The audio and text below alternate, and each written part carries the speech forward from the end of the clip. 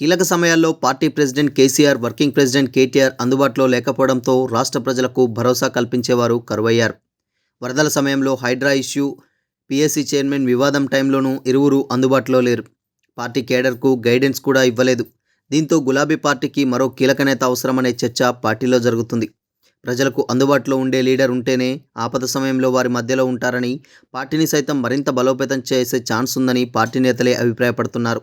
రాష్ట్రంలో అధికారం కోల్పోవడంతో ప్రతిపక్షానికే బీఆర్ఎస్ పరిమితం కావడంతో పార్టీ అధినేత కేసీఆర్ తీవ్ర నైరాశ్యానికి గురయ్యారు. ప్రజా తీర్పుపై అసహనం వ్యక్తం చేశారు. పార్లమెంట్ ఎన్నికల్లోనూ పార్టీకి ఘోరమైన ఫలితాలు రావడంతో ప్రజలకు దూరంగా ఉన్నారు. ఫామ్ హౌస్కే పరిమితమయ్యారు. రాష్ట్రంలో భారీ వర్షాలకు ఉమ్మడి జిల్లాలైన ఖమ్మం, మహబూబాద్, వరంగల్లో భారీ వరద నష్టం జరిగింది. ఖమ్మంలో వరద బాధితులకు అండగా నిలవాల్సిన సమయంలోనూ గులాబీ అధినేత బయటికి రాలేదు. భరోసా కల్పించే ప్రయత్నమూ చేయలేదు. హైడ్రా, మూసీ సుందరీకరణ సైతం కేసీఆర్ ఎలాంటి స్టేట్మెంట్ ఇవ్వలేదు. బాధితులకు బాసటగా నిలిచే ప్రయత్నమూ చేయలేదు. పీఏసీ చైర్మన్ విషయంలోనూ నోరు మెదపలేదు. కేవలం పార్టీ నేతలతోనే స్టేట్మెంట్ ఇప్పించారనే ప్రచారం జరిగింది. ప్రజలు ఇబ్బందులు పడుతున్న కీలక సమయంలో party working president KTR absent అయ్యారు. వరదలు వచ్చి ప్రజలకు ఆస్తి, ప్రాణ నష్టం జరిగినప్పుడు భరోసా కల్పించాల్సిన సమయంలో అందుబాటులో లేరు. ఫారిన్ టూర్లో ఉన్నారు. పార్టీ కేడర్కు సైతం దిశానిర్దేశం చేయలేదని, దీంతో ప్రజలను ఆదుకోవడంలో పార్టీ వెనకబడ్డదని పార్టీ లీడర్లే అభిప్రాయం వ్యక్తం చేశారు. హైడ్రా ఇష్యూ తెరమీదికి వచ్చినప్పుడు కూడా కేటీఆర్ ఇతర దేశాల్లోనే ఉన్నారని, దుర్గం చెరువు, ఇతర ప్రాంతాల్లో కూల్చివేతల సమయంలోనూ ప్రజలకు బాసటగా నిలవలేదనే ప్రచారం జరుగుతున్నది. పీఏసీ చైర్మన్గా గాంధీని నియమించిన సమయంలోనూ కేటీఆర్ లేరు. ఈ ఎన్నిక కాంగ్రెస్, బీఆర్ఎస్ మధ్య మాటల తూటాలతో రాజకీయ వేడి తారాస్థాయికి చేరింది. కౌశిక్ ఇంటిపై దాడితో ఒక్కసారిగా పరిస్థితి రసవత్తరంగా మారింది. ఆ సమయంలోనూ కేటీఆర్ లేకపోవడంతో మాజీ మంత్రి హరీష్ రావు లీడ్ తీసుకున్నారు. భరోసా కల్పించారు.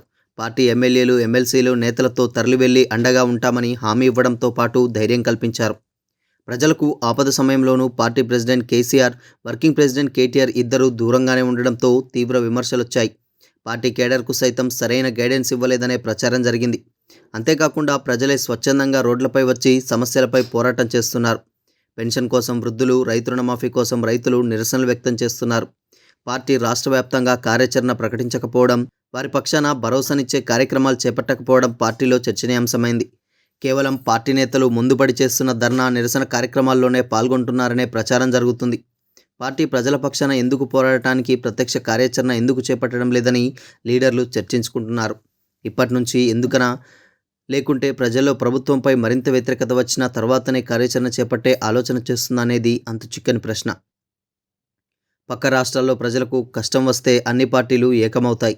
వారి సమస్యలపై అధికార ప్రతిపక్షాలు కొట్లాడతాయి. ఏపీలో ప్రతిపక్షంలో ఉన్న జగన్ సైతం వరదల సమయంలో ప్రజల్లోకి వచ్చి వారికి భరోసా కల్పించారు.